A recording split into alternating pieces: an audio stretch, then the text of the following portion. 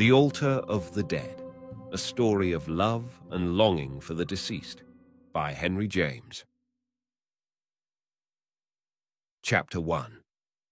He had a mortal dislike, poor Stransom, to lean anniversaries, and loved them still less when they made a pretense of a figure. Celebrations and suppressions were equally painful to him, and but one of the former found a place in his life. He had kept each year in his own fashion the date of Mary Antrim's death. It would be more to the point, perhaps, to say that this occasion kept him. It kept him at least effectually from doing anything else. It took hold of him again and again, with a hand of which time had softened, but never loosened the touch. He waked to his feast of memory as consciously as he would have waked to his marriage morn.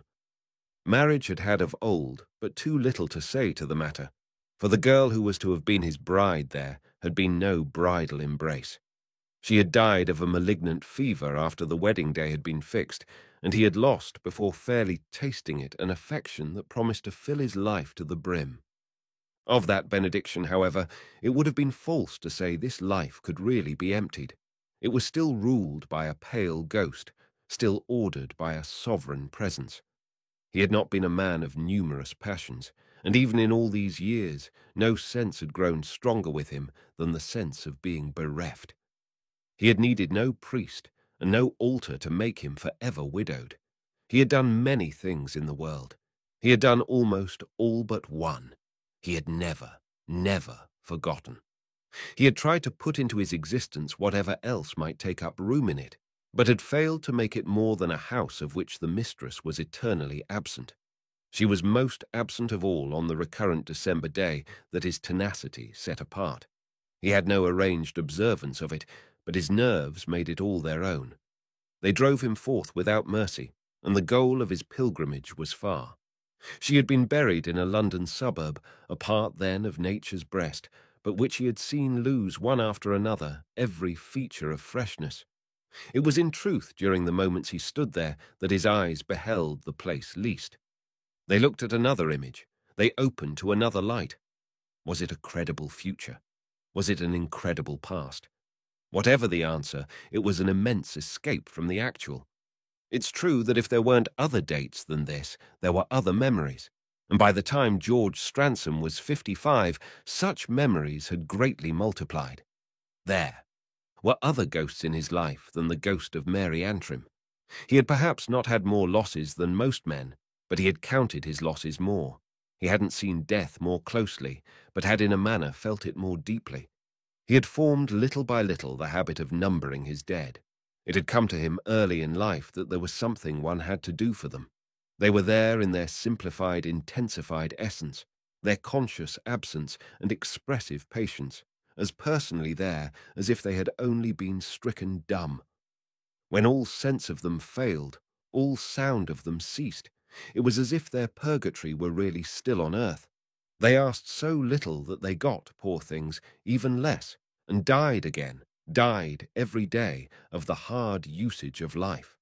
They had no organized service, no reserved place, no honor, no shelter, no safety.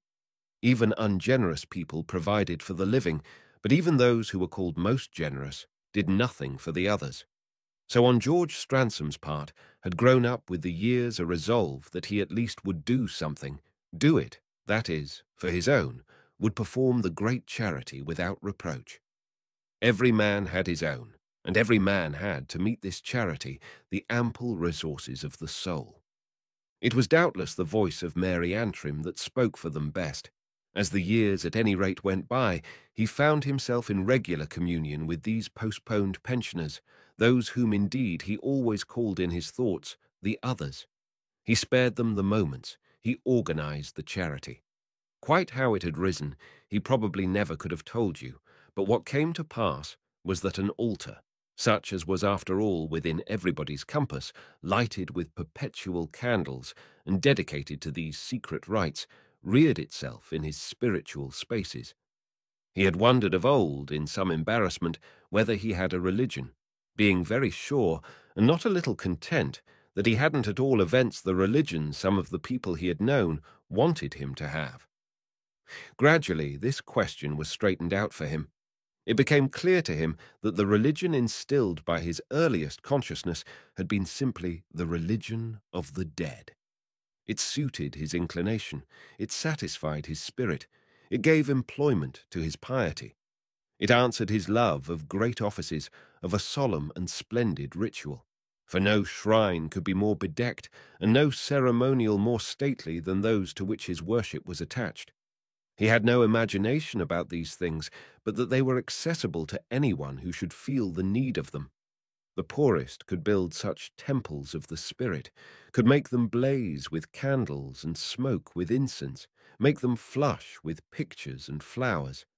The cost, in the common phrase, of keeping them up fell wholly on the generous heart. Chapter 2. He had this year, on the eve of his anniversary, as happened, an emotion not unconnected with that range of feeling.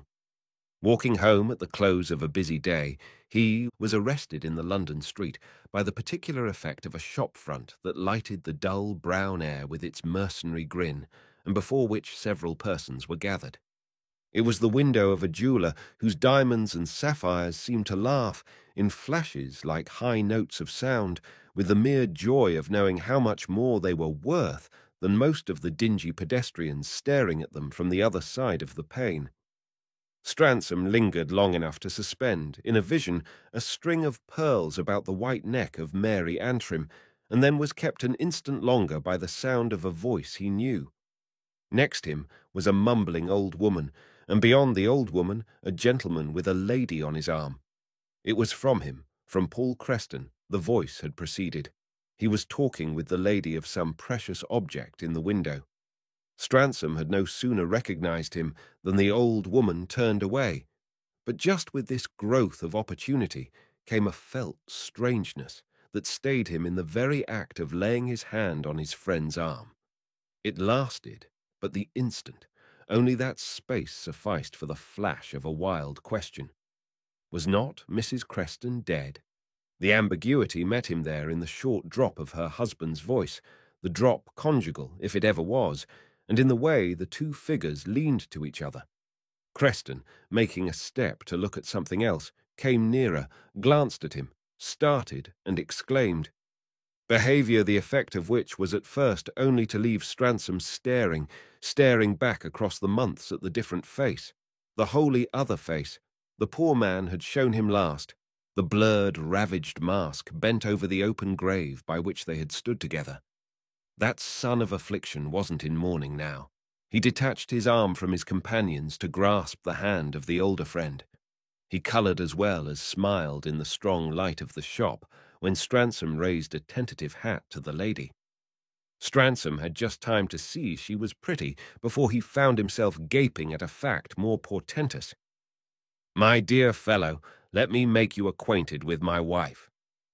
Creston had blushed and stammered over it, but in half a minute, at the rate we live in polite society, it had practically become, for our friend, the mere memory of a shock. They stood there and laughed and talked. Stransom had instantly whisked the shock out of the way to keep it for private consumption. He felt himself grimace. He heard himself exaggerate the proper, but was conscious of turning not a little faint. That new woman, that hired performer, Mrs. Creston. Mrs. Creston had been more living for him than any woman but one. This lady had a face that shone as publicly as the jeweller's window, and in the happy candour with which she wore her monstrous character was an effect of gross immodesty. The character of Paul Creston's wife, thus attributed to her, was monstrous for reasons Stransom could judge his friend to know perfectly that he knew. The happy pair had just arrived from America, and Stransom hadn't needed to be told this to guess the nationality of the lady. Somehow it deepened the foolish air that her husband's confused cordiality was unable to conceal. Stransom recalled that he had heard of poor Creston's having, while his bereavement was still fresh, crossed the sea for what people in such predicaments call a little change. He had found the little change indeed. He had. Brought the little change back. It was the little change that stood there, and that, do what he would, he couldn't, while he showed those high front teeth of his, look other than a conscious ass about. They were going into the shop, Mrs. Creston said, and she begged Mr. Stransom to come with them and help to decide.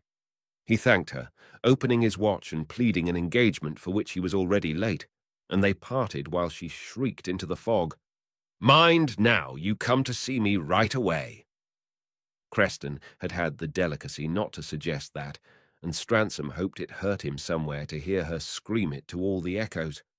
He felt quite determined as he walked away, never in his life to go near her. She was perhaps a human being, but Creston oughtn't to have shown her without precautions, oughtn't indeed to have shown her at all. His precautions should have been those of a forger or a murderer, and the people at home would never have mentioned extradition. This was a wife for foreign service, or purely external use. A decent consideration would have spared her the injury of comparisons. Such was the first flush of George Stransom's reaction, but as he sat alone that night, there were particular hours he always passed alone, the harshness dropped from it and left only the pity. He could spend an evening with Kate Creston if the man to whom she had given everything couldn't.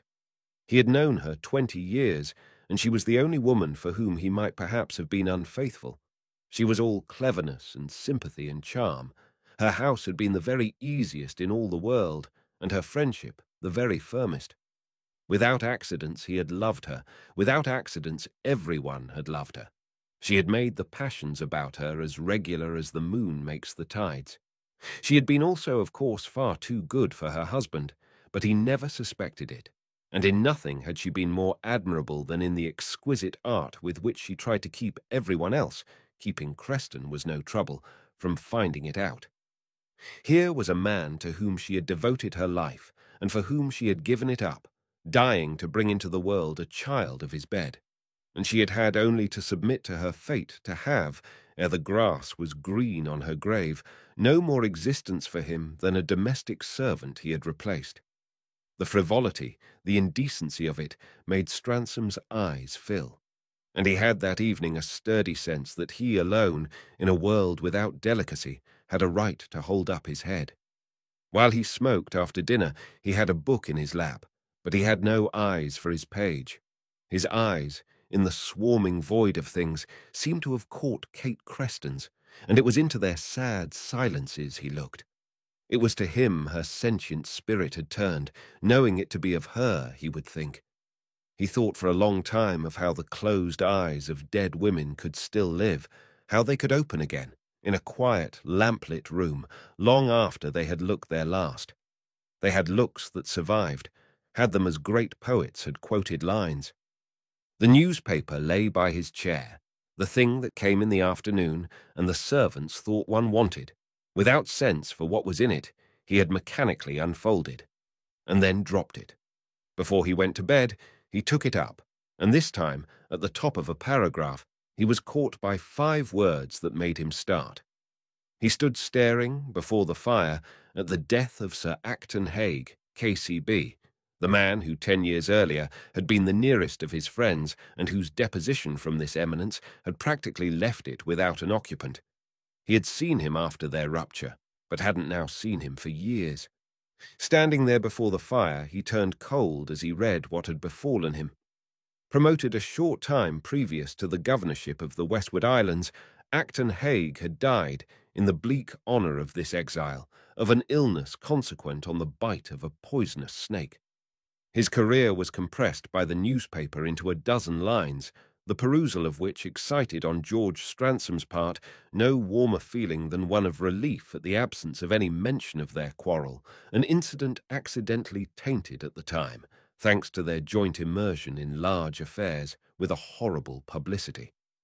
Public indeed was the wrong Stransom had, to his own sense, suffered, the insult he had blankly taken from the only man with whom he had ever been intimate, the friend almost adored of his university years, the subject later of his passionate loyalty, so public that he had never spoken of it to a human creature, so public that he had completely overlooked it.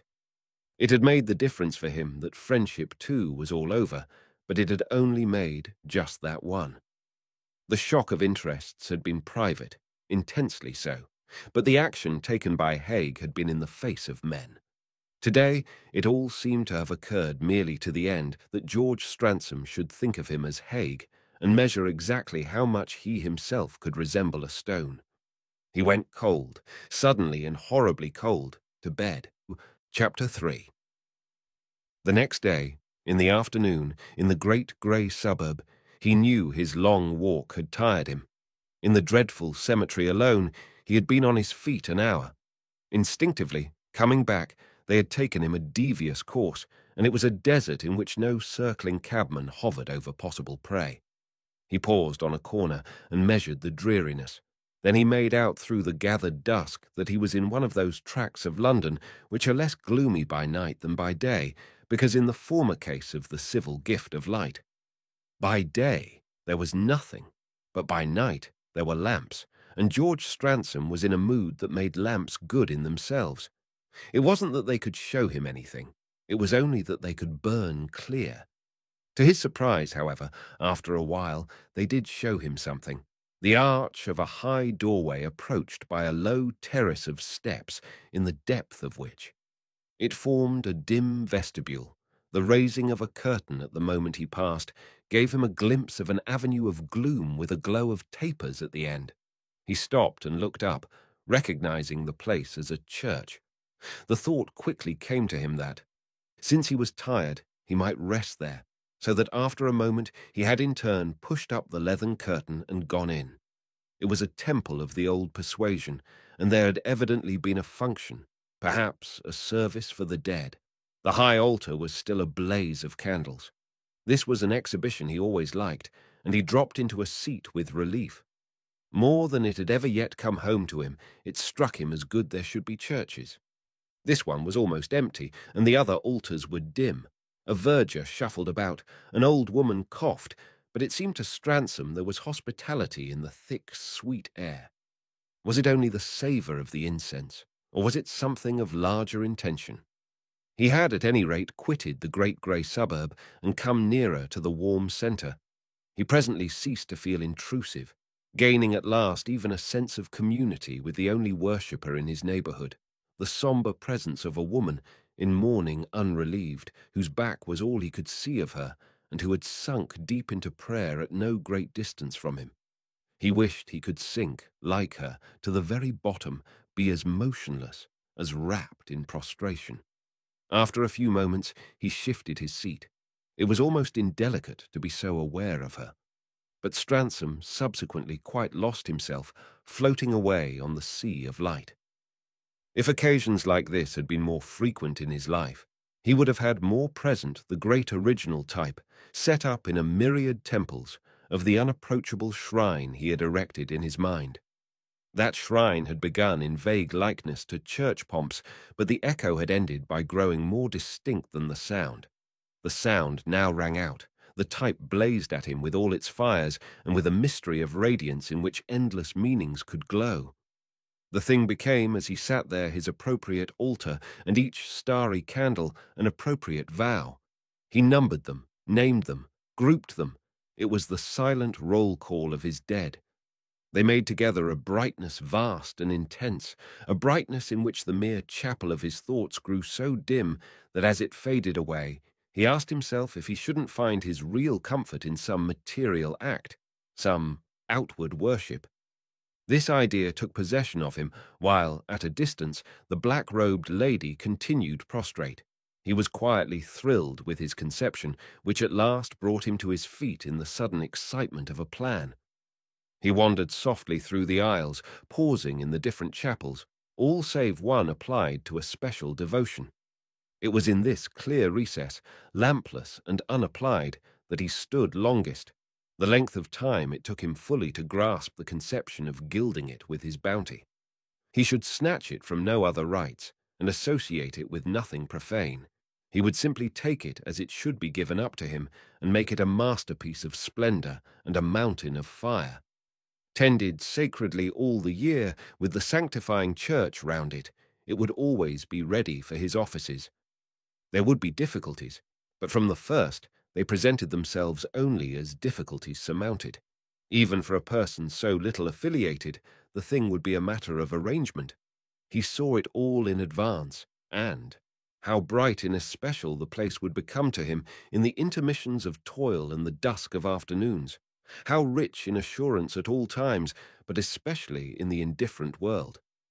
Before withdrawing, he drew nearer again to the spot where he had first sat down, and in the movement he met the lady whom he had seen praying and who was now on her way to the door. She passed him quickly, and he had only a glimpse of her pale face and her unconscious, almost sightless eyes. For that instant she looked faded and handsome.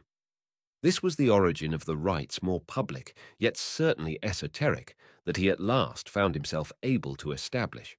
It took a long time. It took a year, and both the process and the result would have been, for any who knew, a vivid picture of his good faith. No one did know, in fact, no one but the bland ecclesiastics whose acquaintance he had promptly sought, whose objections he had softly overridden, whose curiosity and sympathy he had artfully charmed, whose assent to his eccentric munificence he had eventually won, and who had asked for concessions in exchange for indulgences.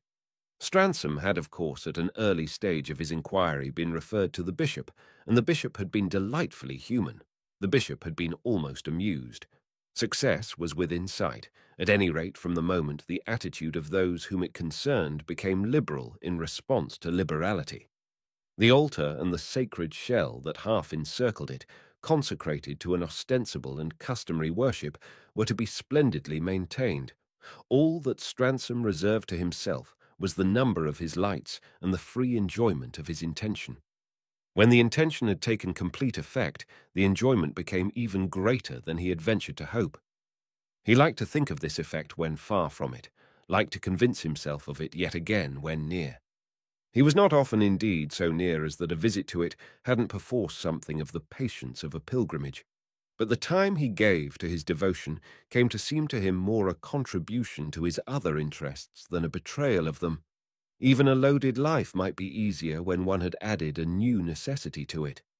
How much easier was probably never guessed by those who simply knew there were hours when he disappeared, and for many of whom there was a vulgar reading of what they used to call his plunges. These plunges were into depths quieter than the deep sea caves, and the habit had at the end of a year or two become the one it would have cost him most to relinquish. Now they had really his dead, something that was indefensibly theirs, and he liked to think that they might in cases be the dead of others, as well as that the dead of others might be invoked there under the protection of what he had done. Whoever bent a knee on the carpet he had laid down appeared to him to act in the spirit of his intention. Each of his lights had a name for him, and from time to time a new light was kindled. This was what he had fundamentally agreed for, that there should always be room for them all. What those who passed or lingered saw was simply the most resplendent of the altars, called suddenly into vivid usefulness, with a quiet, elderly man, for whom it evidently had a fascination often. Seated there in a maze or a doze, but half the satisfaction of the spot for this mysterious and fitful worshipper was that he found the years of his life there, and the ties, the affections, the struggles, the submissions, the conquests, if there had been such, a record of that adventurous journey in which the beginnings and the endings of human relations are the lettered milestones. He had in general little taste for the past as a part of his own history. At other times and in other places, it mostly seemed to him pitiful to consider and impossible to repair.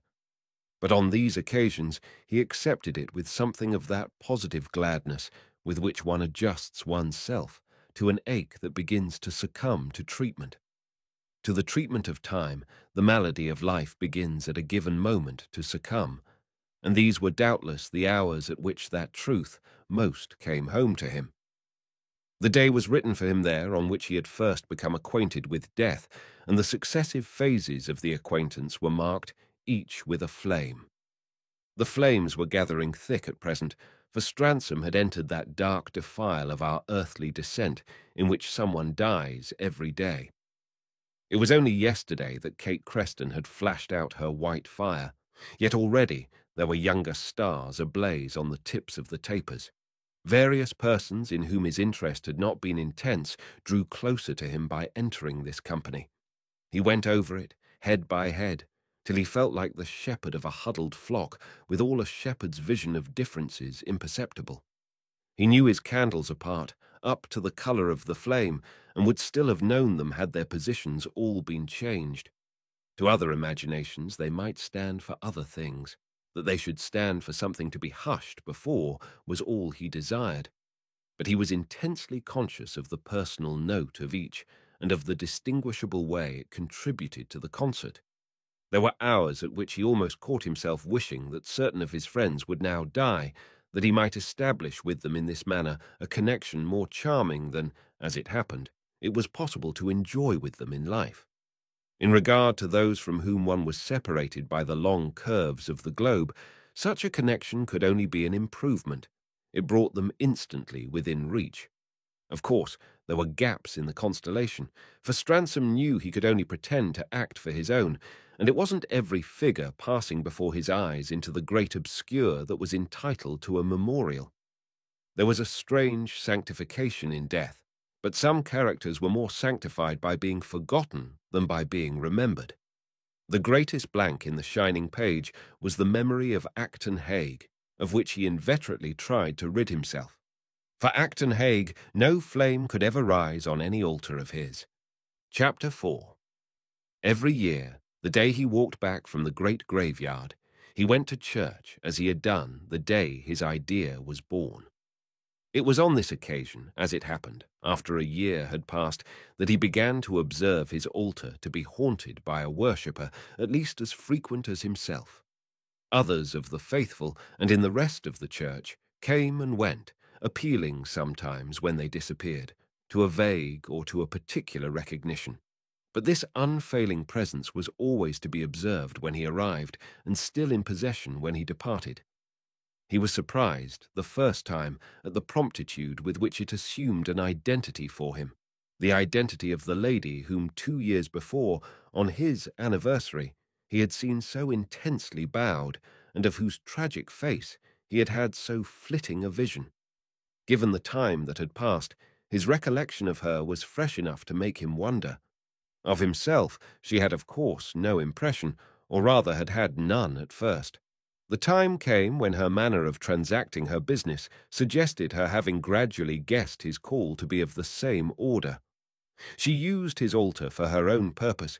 He could only hope that, sad and solitary as she always struck him, she used it for her own dead.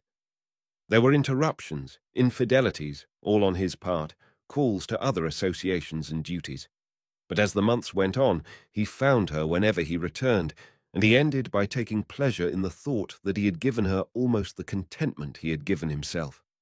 They worshipped side by side so often that there were moments when he wished he might be sure, so straight did their prospects stretch away of growing old together in their rights.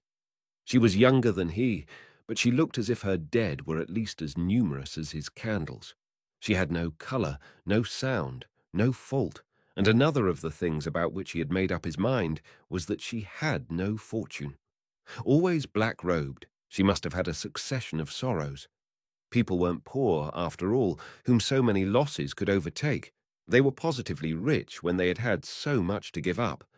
But the air of this devoted and indifferent woman, who always made, in any attitude, a beautiful accidental line, conveyed somehow to Stransom that she had known more kinds of trouble than one.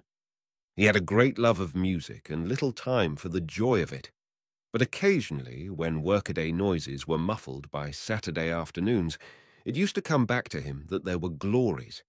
There were moreover friends who reminded him of this, and side by side with whom he found himself sitting out concerts.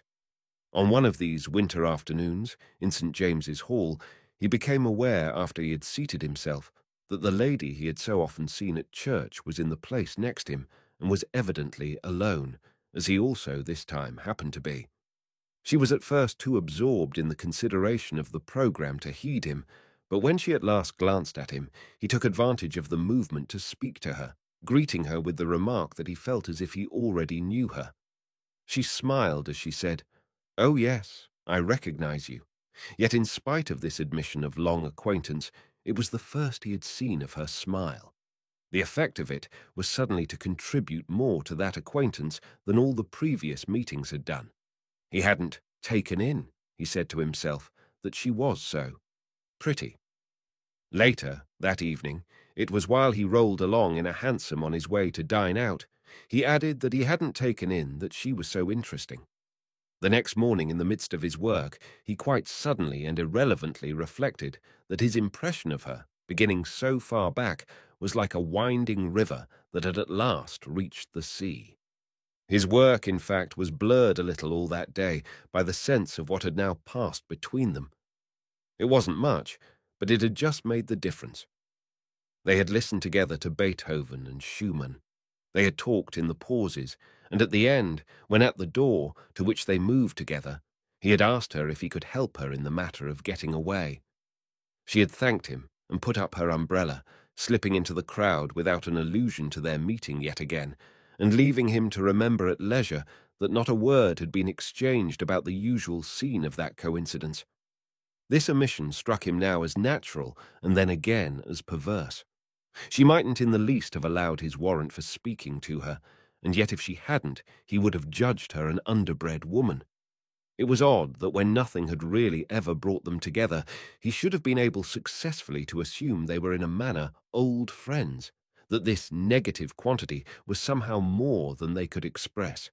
His success, it was true, had been qualified by her quick escape, so that there grew up in him an absurd desire to put it to some better test.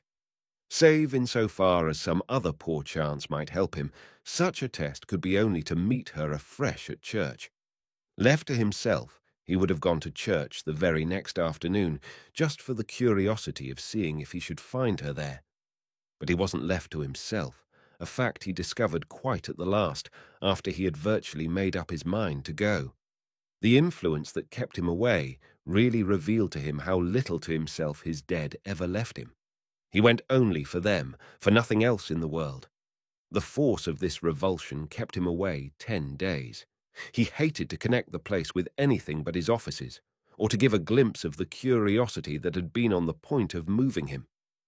It was absurd to weave a tangle about a matter so simple as a custom of devotion that might with ease have been daily or hourly, yet the tangle got itself woven.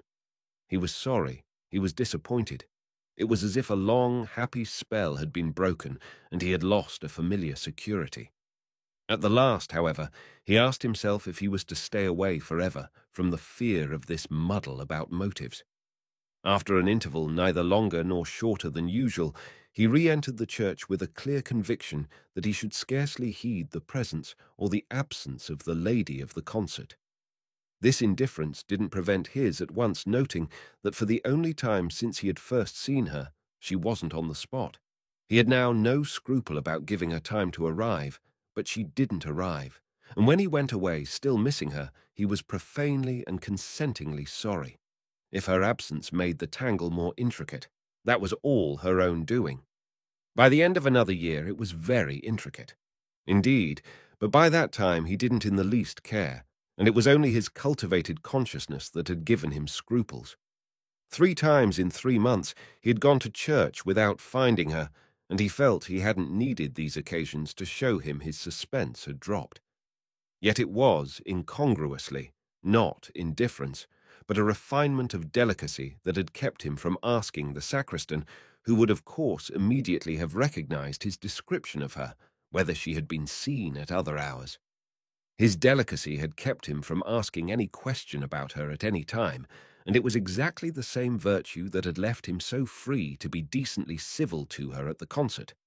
This happy advantage now served him anew, enabling him, when she finally met his eyes, it was after a 4th trial, to predetermine quite fixedly his awaiting her retreat. He joined her in the street as soon as she had moved, asking her if he might accompany her a certain distance.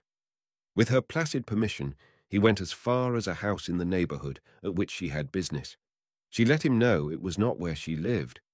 She lived, as she said, in a mere slum with an old aunt, a person in connection with whom she spoke of the engrossment of humdrum duties and regular occupations. She wasn't the mourning niece in her first youth, and her vanished freshness had left something behind that, for Stransom, represented the proof it had been tragically sacrificed. Whatever she gave him the assurance of she gave without references. She might have been a divorced duchess. She might have been an old maid who taught the harp. Chapter 5.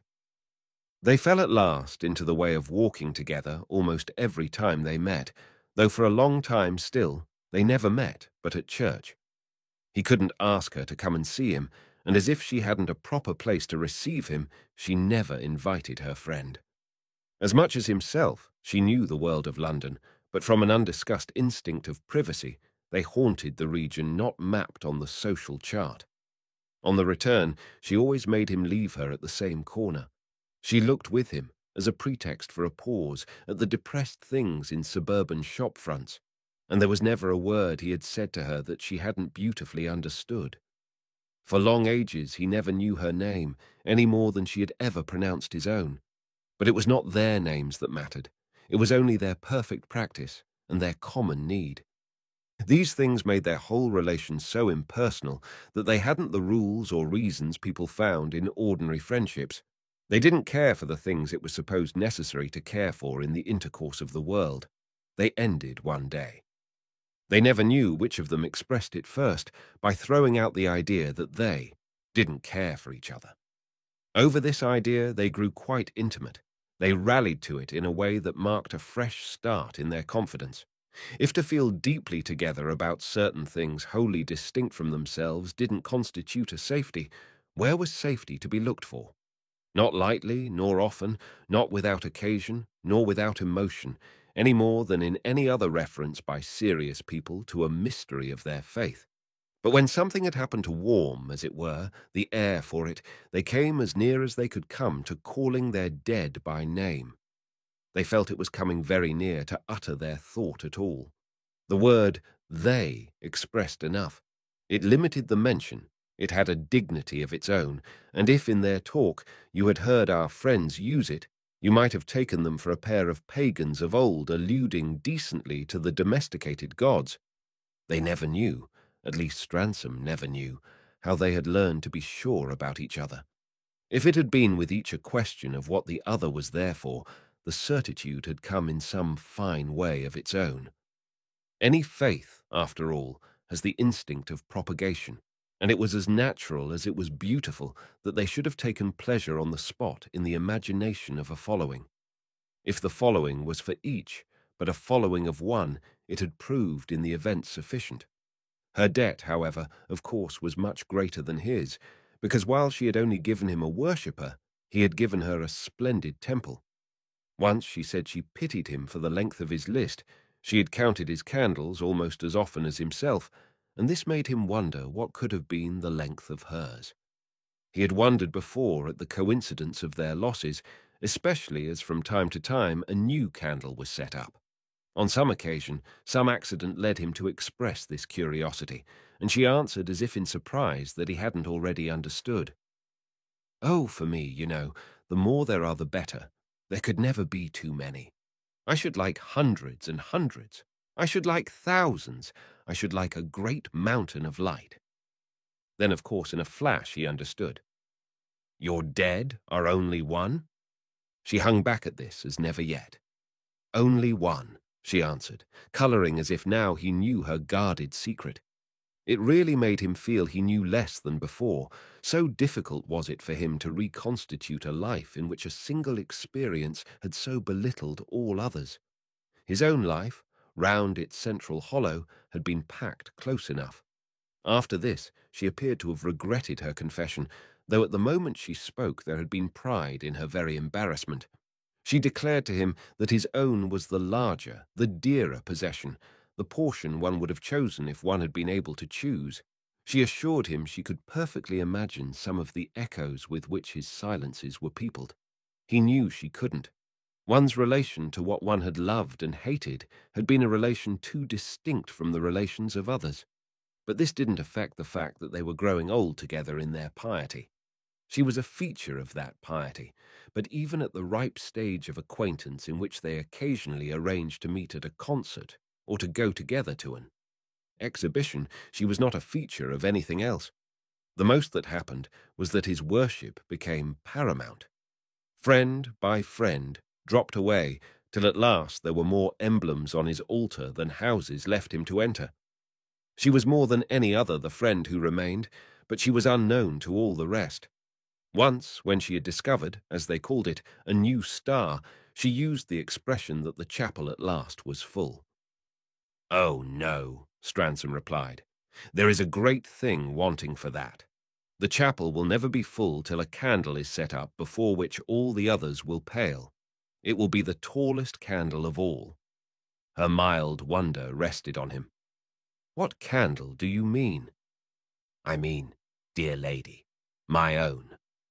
He had learned after a long time that she earned money by her pen, writing under a pseudonym she never disclosed in magazines he never saw. She knew too well what he couldn't read and what she couldn't write, and she taught him to cultivate indifference with a success that did much for their good relations. Her invisible industry was a convenience to him. It helped his contented thought of her, the thought that rested in the dignity of her proud, obscure life, her little remunerated art, and her little impenetrable home. Lost with her decayed relative, in her dim suburban world, she came to the surface for him in distant places. She was really the priestess of his altar, and whenever he quitted England, he committed it to her keeping. She proved to him afresh that women have more of the spirit of religion than men. He felt his fidelity pale and faint in comparison with hers. He often said to her that since he had so little time to live, he rejoiced in her having so much. So glad was he to think she would guard the temple when he should have been called. He had a great plan for that, which of course he told her too, a bequest of money to keep it up in undiminished state. Of the administration of this fund, he would appoint her superintendent, and if the spirit should move her, she might kindle a taper even for him. "And who will kindle one even for me?" she then seriously asked. Chapter 6. She was always in mourning, yet the day he came back from the longest absence he had yet made her appearance immediately told him she had lately had a bereavement. They met on this occasion as she was leaving the church, so that postponing his own entrance, he instantly offered to turn round and walk away with her. She considered. Then she said, "Go in now, but come and see me in an hour." He knew the small vista of her street, closed at the end and as dreary as an empty pocket, where the pairs of shabby little houses, semi-detached but indissolubly united, were like married couples on bad terms. Often, however, as he had gone to the beginning, he had never gone beyond. Her aunt was dead, that he immediately guessed, as well as that it made a difference. But when she had, for the first time, mentioned her number, he found himself, on her leaving him, not a little agitated by this sudden liberality. She wasn't a person with whom, after all, one got on so very fast. It had taken him months and months to learn her name, years and years to learn her address. If she had looked, on this reunion, so much older to him, how in the world did he look to her? She had reached the period of life he had long since reached, when after separations the marked clock face of the friend we meet announces the hour we have tried to forget. He couldn't have said what he expected, as, at the end of his waiting, he turned the corner where for years he had always paused. Simply not to pause was a efficient cause for emotion. It was an event, somehow, and in all their long acquaintance there had never been an event. This one grew larger when, 5 minutes later, in the faint elegance of her little drawing-room, she quavered out a greeting that showed the measure she took of it. He had a strange sense of having come for something in particular. Strange, because literally there was nothing particular between them, nothing save that they were at one on their great point, which had long ago become a magnificent matter of course. It was true that after she had said, "You can always come now, you know," the thing he was there for seemed already to have happened. He asked her if it was the death of her aunt that made the difference, to which she replied, "She never knew I knew you. I wished her not to." The beautiful clearness of her candour, her faded beauty was like a summer twilight, disconnected the words from any image of deceit. They might have struck him as the record of a deep dissimulation, but she had always given him a sense of noble reasons. The vanished aunt was present as he looked about him in the small complacencies of the room, the beaded velvet and the fluted moreen. And though, as we know, he had the worship of the dead, he found himself not definitely regretting this lady. If she wasn't in his long list, however, she was in her niece's short one, and Stransom presently observed to the latter that now at least, in the place they haunted together, she would have another object of devotion. Yes, I shall have another. She was very kind to me. It's that's the difference. He judged, wondering a good deal before he made any motion to leave her, that the difference would somehow be very great and would consist of still other things than her having let him come in. It rather chilled him, for they had been happy together as they were. He extracted from her, at any rate, an intimation that she should now have means less limited, that her aunt's tiny fortune had come to her, so that there was henceforth only one to consume what had formerly been made to suffice for two. This was a joy to Stransom, because it had hitherto been equally impossible for him either to offer her presents or contentedly to stay his hand. It was too ugly to be. At her side that way, abounding himself, and yet not able to overflow, a demonstration that would have been signally a false note. Even her better situation, too, seemed only to draw out in a sense the loneliness of her future. It would merely help her to live more and more for their small ceremonial, and this at a time when he himself had begun wearily to feel that, having set it in motion, he might depart. When they had sat a while in the pale parlour, she got up. "This isn't my room. Let us go into mine." They had only to cross the narrow hall, as he found, to pass quite into another air. When she had closed the door of the second room, as she called it, he felt at last in real possession of her. The place had the flush of life. It was expressive. Its dark red walls were articulate with memories and relics. These were simple things.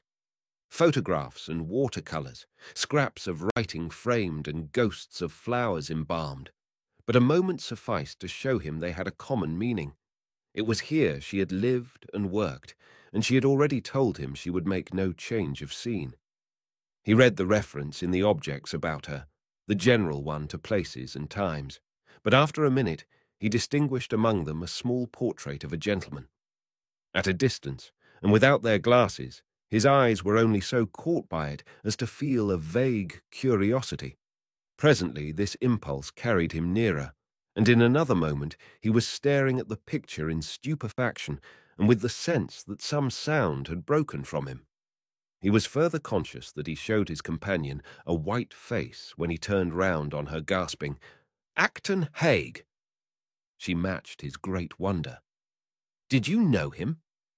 "He was the friend of all my youth, of my early manhood. And you knew him?" She coloured at this, and for a moment her answer failed. Her eyes embraced everything in the place, and a strange irony reached her lips as she echoed, "Knew him?" Then Stransom understood, while the room heaved like the cabin of a ship, that its whole contents cried out with him, that it was a museum in his honour, that all her later years had been addressed to him, and that the shrine he himself had reared had been passionately converted to this use. It was all for Acton Hague that she had kneeled every day at his altar. What need had there been for a consecrated candle when he was present in the whole array? The revelation so smote our friend in the face that he dropped into a seat and sat silent.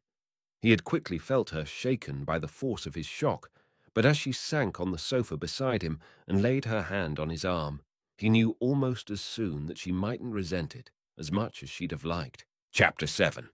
He learned in that instant two things. One being that even in so long a time she had gathered no knowledge of his great intimacy and his great quarrel. The other, that in spite of this ignorance, strangely enough, she supplied on the spot a reason for his stupor. "How extraordinary," he presently exclaimed, "that we should never have known." She gave a wan smile, which seemed to Stransom stranger even than the fact itself. "I never spoke of him." He looked again about the room. "Why then, if your life had been so full of him?" "Mayn't I put you that question as well? Hadn't your life also been full of him?" Everyone's life who had the wonderful experience of knowing him. I never spoke of him," Stransom added in a moment, "because he did me, years ago, an unforgettable wrong. She was silent, and with the full effect of his presence all about them, it almost startled her guest to hear no protest escape her. She accepted his words. He turned his eyes to her again to see in what manner she accepted them. It was with rising tears and a rare sweetness in the movement of putting out her hand to take his own.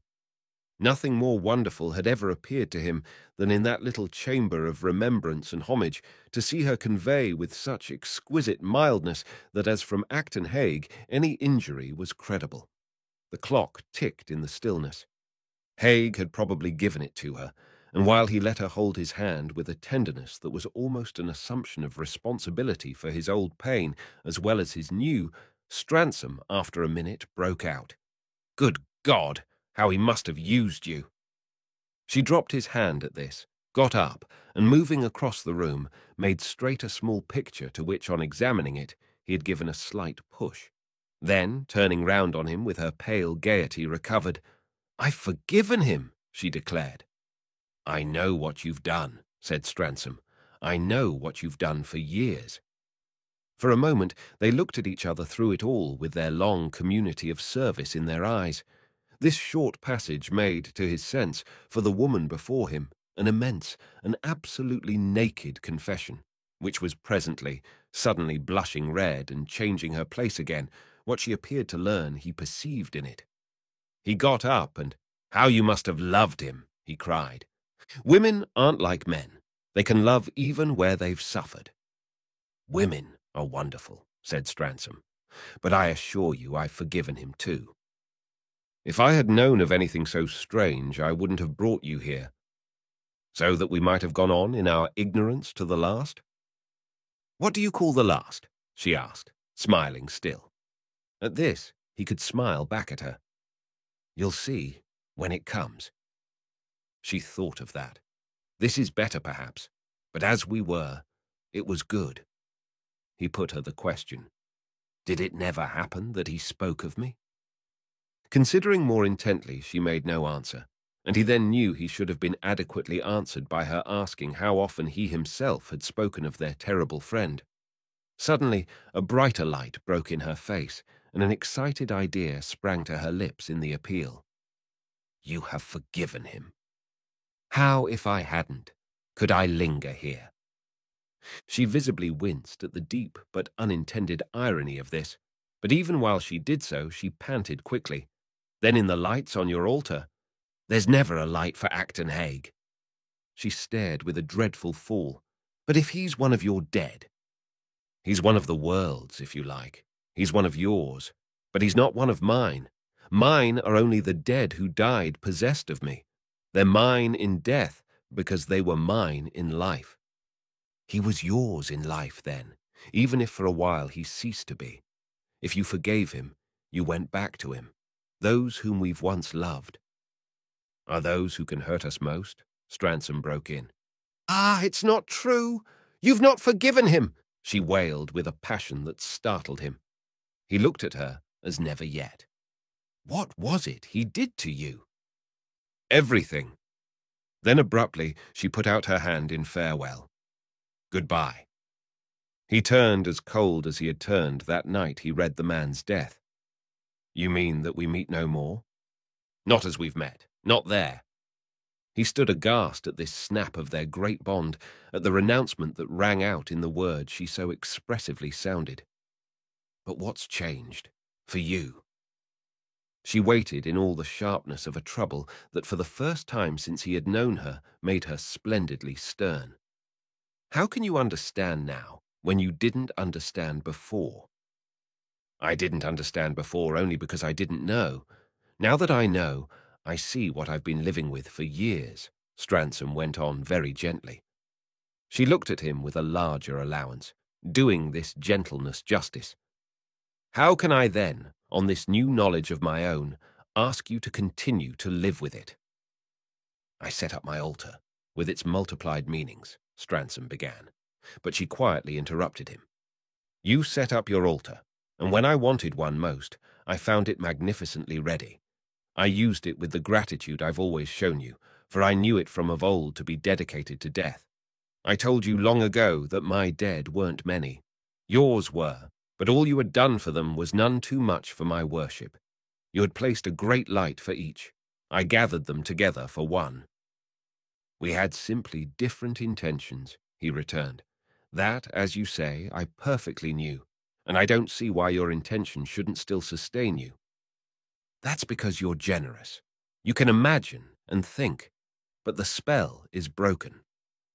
It seemed to poor Stransom, in spite of his resistance, that it really was, and the prospect stretched grey and void before him. All he could say, however, was, "I hope you'll try before you give up." "If I had known you had ever known him, I should have taken for granted he had his candle," she presently answered. "What's changed, as you say, is that on making the discovery I find he never has had it. That makes my attitude—" She paused as thinking how to express it, then said simply, "all wrong." "Come once again," he pleaded. "Will you give him his candle?" she asked.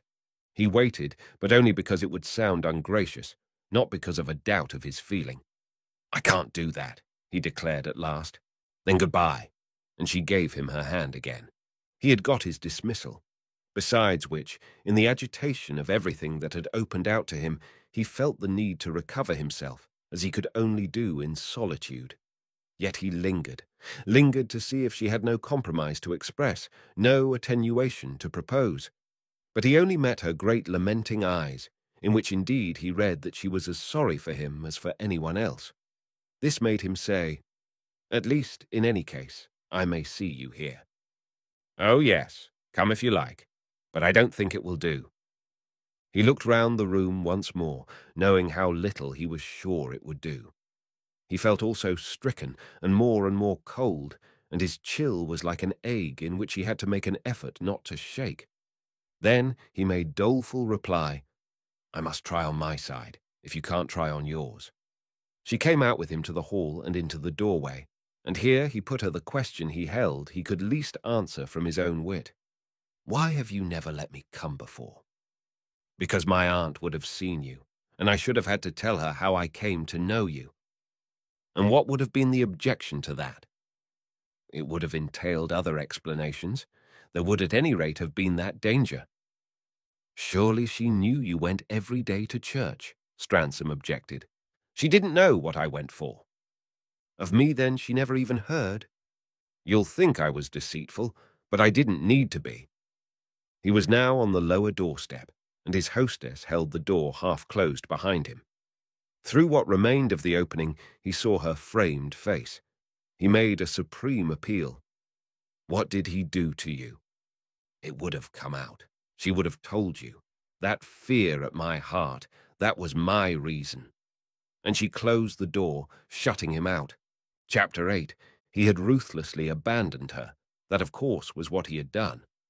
Stransom made it all out in solitude, at leisure, fitting the unmatched pieces gradually together and dealing one by one with 100 obscure points.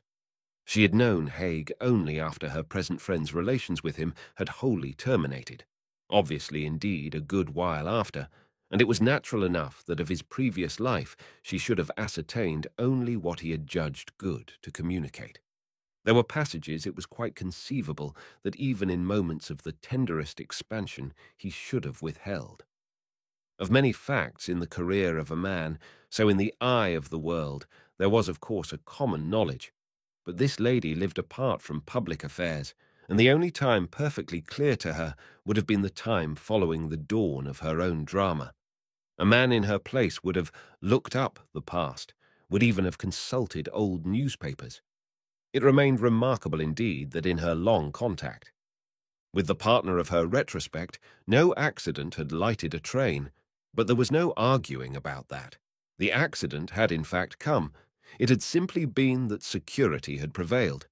She had taken what Haig had given her, and her blankness in respect of his other connections was only a touch in the picture of that plasticity Stransom had supreme reason to know so great a master could have been trusted to produce. This picture was for a while all our friend saw. He caught his breath again and again as it came over him that the woman with whom he had had for years so fine a point of contact was a woman whom Acton Hague, of all men in the world, had more or less fashioned. Such as she sat there today, she was ineffaceably stamped with him. Beneficent, blameless as Stransom held her, he couldn't rid himself of the sense that he had been, as who should say, swindled. She had imposed upon him hugely, though she had known it as little as he. All this later past came back to him as a time grotesquely misspent. Such at least were his first reflections. After a while he found himself more divided and only, as the end of it, more troubled. He imagined, recalled, reconstituted, figured out for himself the truth she had refused to give him, the effect of which was to make her seem to him only more saturated with her fate. He felt her spirit, through the whole strangeness, finer than his own to the very degree in which she might have been, in which she certainly had been, more wronged. A woman, when wronged, was always more wronged than a man, and there were conditions when the least she could have got off with was more than the most he could have to bear. He was sure this rare creature wouldn't have got off with the least. He was awestruck at the thought of such a surrender, such a prostration. Moulded indeed she had been by powerful hands to have converted her injury into an exaltation so sublime.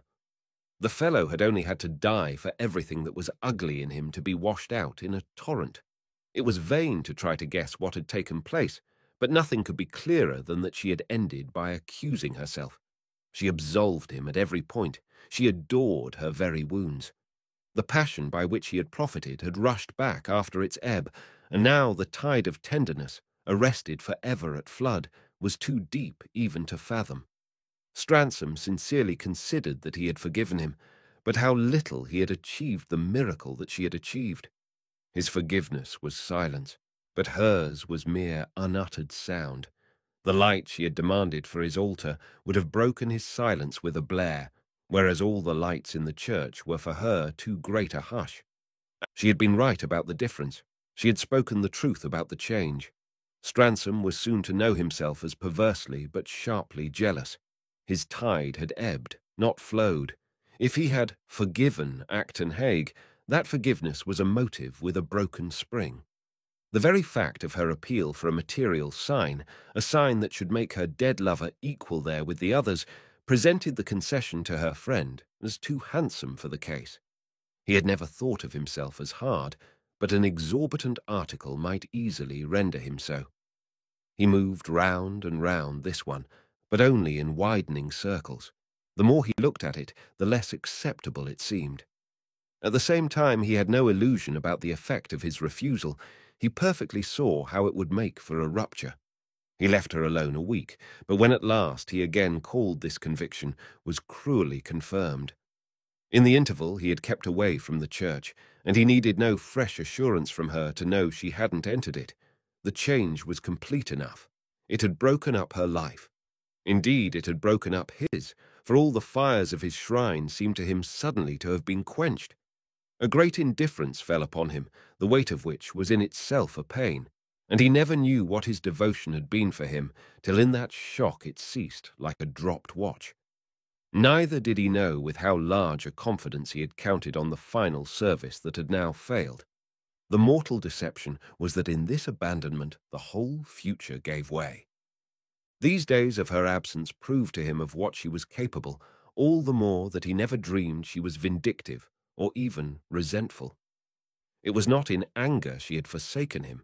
It was in simple submission to hard reality, to the stern logic of life. This came home to him when he sat with her again in the room, in which her late aunt's conversation lingered like the tone of a cracked piano. She tried to make him forget how much they were estranged, but in the very presence of what they had given up, it was impossible not to be sorry for her. He had taken from her so much more than she had taken from him. He argued with her again, told her she could now have the altar to herself, but she only shook her head with pleading sadness, begging him not to waste his breath on the impossible, the extinct. Couldn't he see that in relation to her private need the rights he had established were practically an elaborate exclusion? She regretted nothing that had happened. It had all been right so long as she didn't know, and it was only that now she knew too much, and that from the moment their eyes were open, they would simply have to conform. It had doubtless been happiness enough for them to go on together so long. She was gentle, grateful, resigned, but this was only the form of a deep immovability. He saw he should never more cross the threshold of the second room, and he felt how much this alone would make a stranger of him and give a conscious stiffness to his visits. He would have hated to plunge again into that well of reminders, but he enjoyed quite as little the vacant alternative. After he had been with her 3 or 4 times, it struck him that to have come at last into her house had had the horrid effect of diminishing their intimacy. He had known her better, had liked her in greater freedom when they merely walked together or kneeled together. Now they only pretended. Before they had been nobly sincere.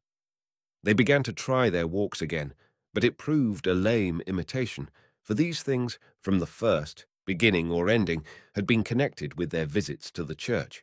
They had either strolled away as they came out or gone in to rest on the return. Stransom, besides, now faltered. He couldn't walk as of old. The omission made everything false. It was a dire mutilation of their lives. Our friend was frank and monotonous, making no mystery of his remonstrance and no secret of his predicament. Her response, whatever it was, always came to the same thing, an implied invitation to him to judge, if he spoke of predicaments, of how much comfort she had in hers. For him indeed was no comfort even in complaint, since every allusion to what had befallen them but made the author of their trouble more present. Acton Hague was between them. That was the essence of the matter, and never so much between them as when they were face to face. Then Stransom, while still wanting to banish him, had the strangest sense of striving for an ease that would involve having accepted him. Deeply disconcerted by what he knew, he was still worse tormented by really not knowing. Perfectly aware that it would have been horribly vulgar to abuse his old friend or to tell his companion the story of their quarrel, it yet vexed him that her depth of reserve should give him no opening and should have the effect of a magnanimity greater even than his own. He challenged himself, denounced himself, asked himself if he were in love with her that he should care so much what adventures she had had. He had never for a moment allowed he was in love with her.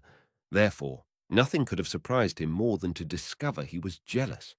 What but jealousy could give a man that sore, contentious wish for the detail of what would make him suffer? Well enough, he knew indeed that he should never have it from the only person who today could give it to him. She let him press her with his sombre eyes, only smiling at him with an exquisite mercy and breathing equally little the word that would expose her secret, and the word that would appear to deny his literal right to bitterness. She told nothing, she judged nothing. She accepted everything but the possibility of her return to the old symbols. Stransom divined that for her, too, they had been vividly individual, had stood for particular hours or particular attributes, particular links in her chain. He made it clear to himself, as he believed, that his difficulty lay in the fact that the very nature of the plea for his faithless friend constituted a prohibition. That it happened to have come from her was precisely the vice that attached to it. To the voice of impersonal generosity, he felt sure he would have listened. He would have deferred to an advocate who, speaking from abstract justice, knowing of his denial without having known Hague, should have had the imagination to say, "Ah, remember only the best of him, pity him, provide for him." To provide for him on the very ground of having discovered another of his turpitudes was not to pity, but to glorify him. The more Stransom thought, the more he made out that whatever this relation of Hague's, it could only have been a deception, more or less, finely practiced. Where had it come into the life that all men saw? Why had one never heard of it if it had had the frankness of honourable things? Stransom knew enough of his other ties, of his obligations and appearances, not to say enough of his general character, to be sure there had been some infamy. In one way or another, this creature had been coldly sacrificed. That was why, at the last as well as the first, he must still leave him out and out. Chapter 9. And yet this was no solution, especially after he had talked again to his friend of all it had been his plan she should finally do for him. He had talked in the other days, and she had responded with a frankness qualified only by a courteous reluctance, a reluctance that touched him to linger on the question of his death. She had then practically accepted the charge, suffered him to feel he could depend upon her to be the eventual guardian of his shrine, and it was in the name of what had so passed between them that he appealed to her not to forsake him in his age. She listened at present with shining coldness and all her habitual forbearance to insist on her terms. Her deprecation was even still tenderer, for it expressed the compassion of her own sense that he was abandoned. Her terms, however, remained the same, and scarcely the less audible for not being uttered, though he was sure that secretly, even more than he, she felt bereft of the satisfaction his solemn trust was to have provided her. They both missed the rich future, but she missed it most, because after all it was to have been entirely hers, and it was her acceptance of the loss that gave him the full measure of her preference for the thought of Acton Hague over any other thought whatever. He had humour enough to laugh rather grimly when he said to himself, "Why the deuce does she like him so much more than she likes me?" The reasons being really so conceivable. But even his faculty of analysis left the irritation standing, and this irritation proved perhaps the greatest misfortune that had ever overtaken him. There had been nothing yet that made him so much want to give up. He had, of course, by this time well reached the age of renouncement, but it had not hitherto been vivid to him that it was time to give up everything. Practically, at the end of 6 months, he had renounced the friendship, once so charming and comforting. His privation had two faces, and the face it had turned to him on the occasion of his last attempt to cultivate that friendship was the one he could look at least. This was the privation he inflicted. The other was the privation he bore. The condition she never phrased, he used to murmur to himself in solitude. One more, only just one. Certainly he was going down. He often felt it when he caught himself, over his work, staring at vacancy and giving voice to that inanity. There was proof enough, besides, in his being so weak and so ill. His irritation took the form of melancholy, and his melancholy that of the conviction that his health had quite failed. His altar, moreover, had ceased to exist. His chapel, in his dreams, was a great dark cavern. All the lights had gone out. All his dead had died again. He couldn't exactly see at first how it had been in the power of his late companion to extinguish them, since it was neither for her nor by her that they had been called into being. Then he understood that it was essentially in his own soul the revival had taken place, and that in the air of this soul they were now unable to breathe. The candles might mechanically burn, but each of them had lost its lustre. The church had become a void. It was his presence, her presence, their common presence, that had made the indispensable medium. If anything was wrong, everything was. Her silence spoiled the tune. Then, when 3 months were gone, he felt so lonely that he went back, reflecting that as they had been his best society for years, his dead, perhaps, wouldn't let him forsake them without doing something more for him. They stood there, as he had left them, in their tall radiance, the bright cluster that had already made him, on occasions when he was willing to compare small things with great, liken them to a group of sea lights on the edge of the ocean of life. It was a relief to him, after a while, as he sat there, to feel they had still a virtue. He was more and more easily tired, and he always drove now. The action of his heart was weak, and gave him none of the reassurance conferred by the action of his fancy. Nonetheless, he returned yet again, returned several times, and finally, during 6 months, haunted the place with a renewal of frequency and a strain of impatience. In winter, the church was unwarmed, and exposure to cold forbidden him, but the glow of his shrine was an influence in which he could almost bask. He sat and wondered to what he had reduced his absent associate, and what she now did with the hours of her absence. There were other churches, there were other altars, there were other candles. In one way or another, her piety would still operate. He couldn't absolutely have deprived her of her rights. So he argued, but without contentment, for he well enough knew there was no other such rare semblance of the mountain of light she had once mentioned to him as the satisfaction of her need. As this semblance again gradually grew great to him, and his pious practice more regular, he found a sharper and sharper pang in the imagination of her darkness, for never so much as in these weeks had his rites been real, never had his gathered company seemed so to respond, and even to invite. He lost himself in the large lustre, which was more and more what he had from the first wished it to be, as dazzling as the vision of heaven in the mind of a child. He wandered in the fields of light. He passed among the tall tapers, from tier to tier, from fire to fire, from name to name, from the white intensity of one clear emblem, of one saved soul, to another. It was in the quiet sense of having saved his souls that his deep, strange instinct rejoiced. This was no dim theological rescue, no boon of a contingent world. They were saved better than faith or works could save them, saved for the warm world they had shrunk from dying to, for actuality, for continuity, for the certainty of human remembrance. By this time he had survived all his friends. The last straight flame was 3 years old. There was no one to add to the list.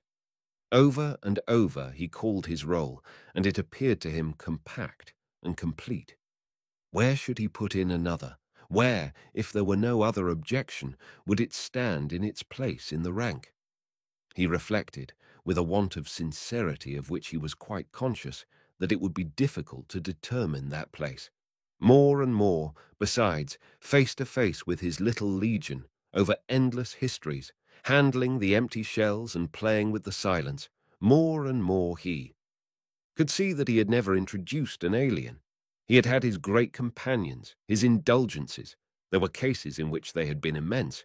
But what had his devotion after all been if it hadn't been at bottom a respect?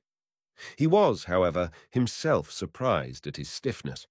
By the end of the winter, the responsibility of it was what was uppermost in his thoughts. The refrain had grown old to them, that plea for just one more. There came a day when, for simple exhaustion, if symmetry should demand just one, he was ready so far to meet symmetry. Symmetry was harmony, and the idea of harmony began to haunt him. He said to himself that harmony was, of course, everything. He took, in fancy, his composition to pieces, redistributing it into other lines, making other juxtapositions and contrasts. He shifted this and that candle. He made the spaces different. He effaced the disfigurement of a possible gap. There were subtle and complex relations, a scheme of cross-reference, and moments in which he seemed to catch a glimpse of the void so sensible to the woman who wandered in exile, or sat where he had seen her with the portrait of Acton Hague. Finally, in this way, he arrived at a conception of the total, the ideal, which left a clear opportunity for just another figure. Just one more, to round it off, just one more, just one, continued to hum in his head. There was a strange confusion in the thought, for he felt the day to be near when he too should be one of the others. What in this event would the others matter to him, since they only mattered to the living? Even as one of the dead, what would his altar matter to him, since his particular dream of keeping it up had melted away? What had harmony to do with the case, if his lights were all to be quenched? What he had hoped for was an instituted thing. He might perpetuate it on some other pretext, but his special meaning would have dropped. This meaning was to have lasted with the life of the one other person who understood it. In March, he had an illness during which he spent a fortnight in bed, and when he revived a little, he was told of 2 things that had happened. One was that a lady whose name was not known to the servants, she left none, had been 3 times to ask about him. The other was that in his sleep, and on an occasion when his mind evidently wandered, he was heard to murmur again and again, "Just one more, just one." As soon as he found himself able to go out, and before the doctor in attendance had pronounced him so, he drove to see the lady who had come to ask about him. She was not at home, but this gave him the opportunity, before his strength should fall again, to take his way to the church. He entered it alone. He had declined, in a happy manner he possessed of being able to decline effectively, the company of his servant or of a nurse. He knew now perfectly what these good people thought. They had discovered his clandestine connection, the magnet that had drawn him for so many years, and doubtless attached a significance of their own to the odd words they had repeated to him. The nameless lady was the clandestine connection, a fact nothing could have made clearer than his indecent haste to rejoin her. He sank on his knees before his altar, while his head fell over on his hands. His weakness, his life's weariness, overtook him. It seemed to him he had come for the great surrender. At first he asked himself how he should get away. Then, with the failing belief in the power, the very desire to move gradually left him. He had come, as he always came, to lose himself. The fields of light were still there to stray in. Only this time, in straying, he would never come back. He had given himself to his dead, and it was good. This time, his dead would keep him. He couldn't rise from his knees. He believed he should never rise again. All he could do was to lift his face and fix his eyes on his lights. They looked unusually, strangely splendid, but the one that always drew him most had an unprecedented luster. It was the central voice of the choir, the glowing heart of the brightness, and on this occasion it seemed to expand, to spread great wings of flame. The whole altar flared, dazzling and blinding, but the source of the vast radiance burned clearer than the rest, gathering itself into form, and the form was human beauty, and human charity was the far-off face of Mary Antrim. She smiled at him from the glory of heaven. She brought the glory down with her to take him. He bowed his head in submission, and at the same moment another wave rolled over him. Was it the quickening of joy to pain? In the midst of his joy, at any rate, he felt his buried face grow hot, as with some communicated knowledge that had the force of a reproach. It suddenly made him contrast that very rapture with the bliss he had refused to another. This breath of the passion immortal was all that other had asked. The descent of Mary Antrim opened his spirit with a great compunctious throb for the descent of Acton Hague. It was as if Stransom had read what her eyes said to him. After a moment, he looked round in a despair that made him feel as if the source of life were ebbing. The church had been empty. He was alone, but he wanted to have something done, to make a last appeal. This idea gave him strength for an effort. He rose to his feet with a movement that made him turn, supporting himself by the back of a bench. Behind him was a prostrate figure, a figure he had seen before, a woman in deep mourning, bowed in grief or in prayer. He had seen her in other days, the first time of his entrance there, and he now slightly wavered, looking at her again till she seemed aware he had noticed her. She raised her head and met his eyes. The partner of his long worship had come back. She looked across at him an instant with a face wondering and scared. He saw he had made her afraid. Then quickly rising, she came straight to him with both hands out. "Then you could come. God sent you," he murmured with a happy smile. "You're very ill. You shouldn't be here," she urged in anxious reply. "God sent me too, I think. I was ill when I came, but the sight of you does wonders." He held her hands, which steadied and quickened him. "I've something to tell you." "Don't tell me," she tenderly pleaded. "Let me tell you. This afternoon, by a miracle, the sweetest of miracles, the sense of our difference left me. I was out. I was near, thinking, wandering alone, when on the spot something changed in my heart. It's my confession. There it is. To come back on the instant, the idea gave me wings. It was as if I suddenly saw something, as if it all became possible. I could come for what you yourself came for. That was enough. So here I am. It's not for my own. That's over. But I'm here for them." And breathless, infinitely relieved by her low, precipitate explanation, she looked with eyes that reflected all its splendor at the magnificence of their altar. "They're here for you," Stransom said. "They're present tonight as they've never been. They speak for you, don't you see, in a passion of light. They sing out like a choir of angels. Don't you hear what they say? They offer the very thing you asked of me. Don't talk of it. Don't think of it. Forget it. She spoke in hushed supplication, and while the alarm deepened in her eyes, she disengaged one of her hands and passed an arm round him to support him better, to help him to sink into a seat. He let himself go, resting on her. He dropped upon the bench, and she fell on her knees beside him, his own arm round her shoulder. So he remained an instant, staring up at his shrine. They say there's a gap in the array. They say it's not full, complete. Just one more, he went on softly. Isn't that what you wanted? Yes, one more, one more. Ah, no more, no more, she wailed, as with a quick new horror of it under her breath. Yes, one more, he repeated simply. Just one. And with this, his head dropped on her shoulder.